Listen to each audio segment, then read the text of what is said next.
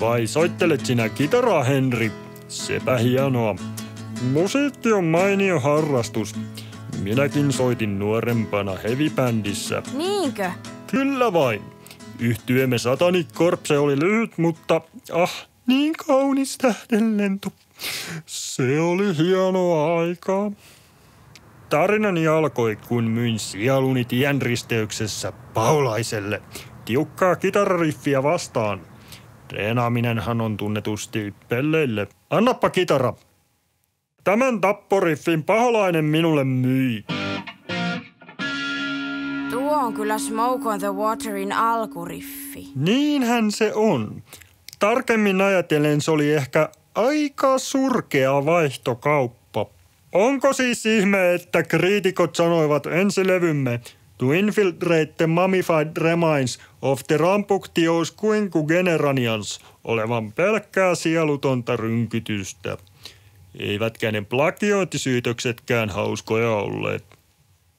Yritin saada julkisuutta toimivaksi todetulla showtempulla ja puraisin eräällä keikallamme Lespolta pään irti.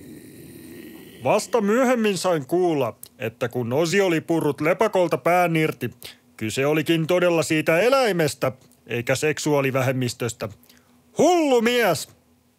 Sen jälkeen Zeta alkoi protestoida keikkapaikkojemme ulkopuolella, ja Almaki oli selviö. Teimme myös toisella levyllämme Manifestations of Extracurricular Asphyxiation joitakin huonoja tuotannollisia ratkaisuja. Kuten? Levyn homodiskovaikutteet olivat ehkä vähän liikaa puritaanisille doom metal-piireille, jotka kuitenkin olivat tärkein kohderyhmämme. Heavy-tyylin mukaisesti piilotimme levylle myös subliminaalisia viestejä, joilla käskimme kuulijoita tappamaan itsensä. Se toimi liiankin hyvin.